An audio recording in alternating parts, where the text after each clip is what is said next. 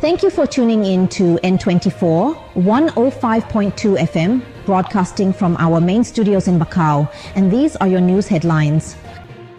President Barrow mourns Ghana helicopter crash victims. Gambian President Adama Barrow has extended condolences to the government and people of Ghana following a military helicopter crash that claimed 8 lives. The crash occurred earlier this week and involved high-ranking officials. President Barrow described the incident as a painful loss for the entire West African region. Vice President Jallow holds diplomatic talks in Turkmenistan. Vice President Mohamed Jallow met with President Serdar Berdimuhamedov of Turkmenistan at a United Nations conference this week. The talks focused on boosting bilateral cooperation. Major drug and weapons bust in Fajara.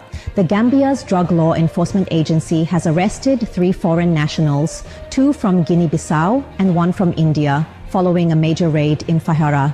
Seized items include cocaine, ecstasy tablets, cannabis resin, firearms, and ammunition. Authorities say it is one of the largest drug-related busts of the year. However, critics warn that Gambia has a troubling pattern of major drug seizures, being followed by no convictions. In 2010, nearly 3 tons of cocaine was seized in Bonto, and yet no high-level prosecutions followed. More recently, several drug cases have been quietly dropped or delayed, with insiders citing political interference and corruption within law enforcement and the judiciary. The public remains skeptical that this latest case will lead to meaningful accountability.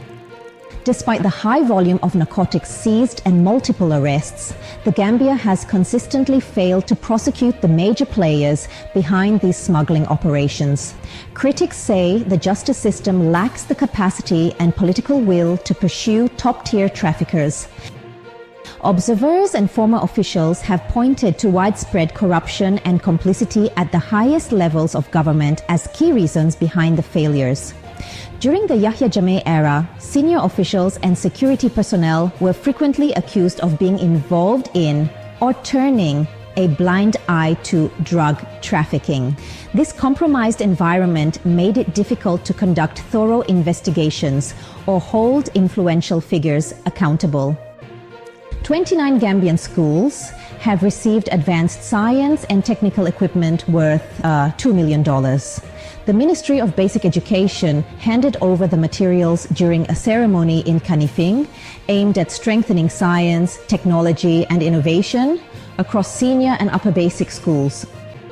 The Institute of Travel and Tourism of the Gambia has signed a landmark partnership agreement with Jamaica's Western Hospitality Institute. This collaboration aims to enhance tourism and hospitality training, with student exchanges, international certification, and joint research programs expected. Finance Minister Sidi Keita has taken over chairmanship of the African Caucus of the IMF and World Bank. The Gambia will host the 2026 annual meeting of the caucus, positioning the country as a key voice in shaping Africa's development finance agenda. Ghanaian troops serving under ECOWAS in the Gambia have donated school and health supplies to Farafeni Senior Secondary School. This support is part of the ECOMIG Civil-Military Cooperation Program, which, aims to promote peace, education, and public health in the region. Team Gambia has returned home victorious after a stellar performance at the African School Games in Algeria.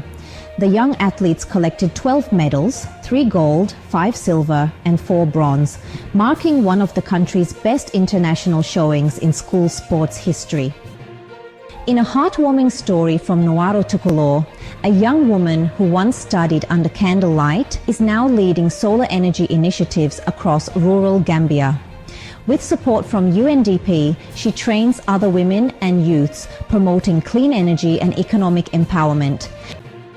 Well, a recent international report by the Sun newspaper has really spotlighted the Gambia's growing reputation as a destination for sex tourism. The expose, detailed relationships between older Western women and young Gambian men, sparking renewed debate on tourism ethics regulation and the country's global image. That's it for today's news roundup from the Gambia. For more stories and updates, just visit our website, n24gambia.com. Follow us on Facebook at N24Gambia or watch us on YouTube on N24 Radio and Television. Stay tuned for regional and international news at the bottom of every hour. You are listening to N24 105.2 FM, and this is your weekly news recap.